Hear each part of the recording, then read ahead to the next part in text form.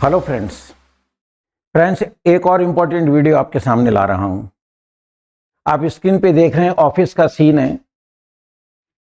एक अकाउंटेंट की सीट है, दूसरी कैशियर की सीट है।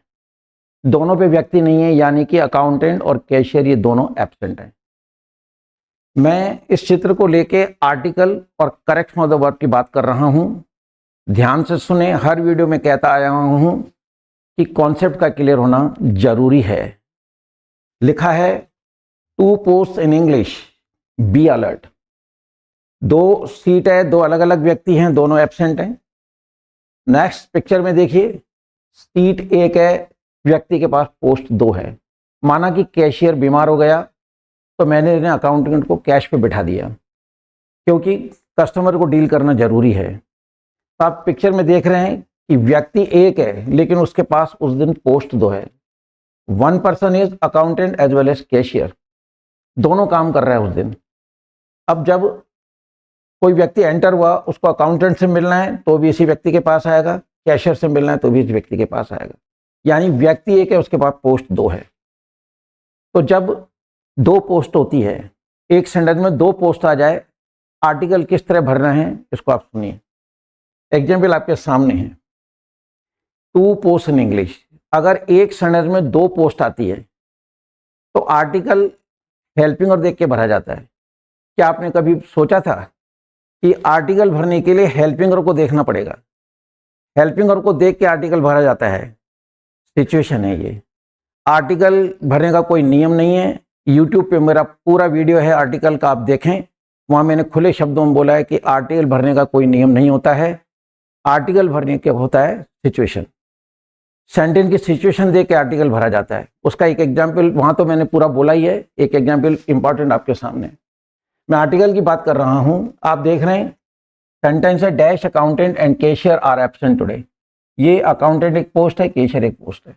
अब आपको आर्टिकल भरने के लिए कहा जाएगा तो जनरल स्टूडेंट क्या करेगा? देखेगा वॉवेल आ रहा है, एन लगा दो। वॉवेल नहीं आ रहा है, ए लगा दो। फ्रेंड्स, ऐसी गलती मत करना। अगर एक सेंटेंस में 2 पोस्ट देखते हो तो आपको ये देखना है कि इसमें जो हेल्पिंग वर्ब आ रहा है वो सिंगुलर है या प्लूरल है। ये देखना पड़ेगा आपको कि हेल्पिंग जो आ रहा है वो सिंगुलर है या प्लूरल है। ये देखना है आपको। अगर हेल्पिंग वर्ब प्लूरल है, इसका मतलब अकाउंटेंट अलग व्यक्ति है, कैशियर अलग व्यक्ति है। तो इन दोनों में ना एन आएगा ना ए आएगा, आपको आर्टिकल द भरना पड़ेगा। द आर्टिकल यहां पे सही माना जाएगा। नेक्स्ट है, देखिए, dash accountant and dash cashier is absent today. फर्क कहाँ रहा है? यहां भी 2 पोस्ट है, अकाउंटेंट और कैशियर, लेकिन हेल्पिंग और सिंगुलर है। तो अगर एक सेंटेंस में 2 पोस्ट दे रखी हो तो आपको आर्टिकल भरने के लिए हेल्पिंग और देखना पड़ेगा। यहां इज आ रहा है, इसका मतलब व्यक्ति 1 है, इसलिए इज आ रहा है। यानी फर्स्ट जो पोस्ट है उसके आगे 10, सेकंड वाले में क्रॉस लगाना पड़ेगा। मैंने चित्र से आपको समझाने की कोशिश करी। व्यक्ति 1 है, उसके आप पोस्ट 2 है। जब व्यक्ति 1 है तो इजी तो लगाएंगे। इससे पहले मैंने आपको दिखाया 2 अलग अलग व्यक्ति हैं। 2 व्यक्ति हैं तो हेल्पिंग सिंगुलर तो नहीं आएगा, प्लूरल ही आएगा। तो आप चित्र से भी समझ रहे हैं। और यहाँ पे व्यक्ति अलग अलग हैं, यहाँ पे व्यक्ति 1 है, इसलिए इज आएगा। एग्जाम्पल आपके सामने। कहना ये चाहता हूं, the essence of my saying is this, whenever you get 2 of the posts in one sentence, please do fill article after seeing the helping verb. If helping verb is plural, अगर helping plural आ रहा है, दोनों post के आगे the article लगेगा। इस vowel को देख के एन ना लगाएं, यहाँ पे कॉन्सोनेंट है उसको देख के ए ना लगाएं।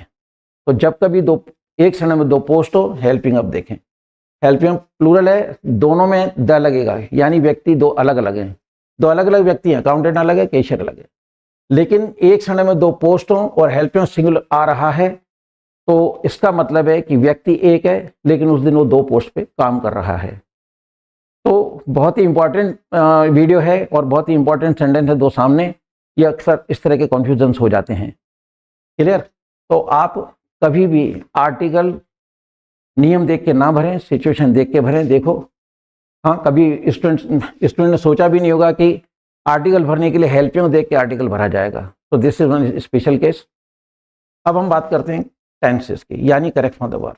यही सेंटेंस देखिए, एक सेंटेंस में 2 पोस्ट है और दोनों के आगे द लगा हुआ है, तो आपको यहाँ पे हेल्पिंग और प्लूरल भरना पड़ेगा।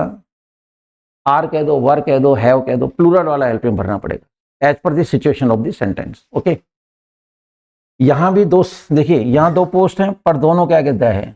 यहां 2 पोस्ट हैं लेकिन पहले के आगे द है, दूसरे के आगे नहीं है। तो जब 2 पोस्ट दे रखी हो और फर्स्ट पोस्ट के पहले द आएगा और दूसरी के पहले द नहीं हो, इसका मतलब व्यक्ति एक है, उसके पास पोस्ट 2 है और यहां आपको हेल्पिंग वर्ब भरने के लिए कहा जाए, जाहिर है व्यक्ति एक है, आपको इज लगाना पड़ेगा। तो यहां पे मैंने आपको एग्जाम्पल भी दिखा दिए हैं और पीछे मैंने आपको चित्र भी दिखा दिए हैं। तो फ्रेंड्स, जब कभी आर्टिकल भर रहे हो 2 पोस्ट आ जाएं तो एग्जाम्पल आपके सामने है, चित्र भी आपके सामने है। जल्दी ना करें, ये नहीं कि वॉवेल आवे तो एन और कॉन्सोनेंट आवे तो ए, नहीं। याद रखिए, आर्टिकल नियम देख के नहीं भरे जाते हैं, आर्टिकल सिचुएशन देख के भरा जाता है। मेरा पूरा वीडियो देखें आप यूट्यूब के ऊपर। तो फ्रेंड्स, इसी तरह के कॉन्सेप्ट आप इंपॉर्टेंट कॉन्सेप्ट मतलब जो मेरे से सुनते रहिए, मेरी वीडियो देखते रहिए, अपनी इंग्लिश इंप्रूव करते रहिए। सब कुछ जानने के लिए फुल कोर्स की तरफ जाइए। With this words I should say good by two all of you. जय हिंद। डाउनलोड करें इंग्लिश वाले सरदार जी ऐप और सीखें इंग्लिश।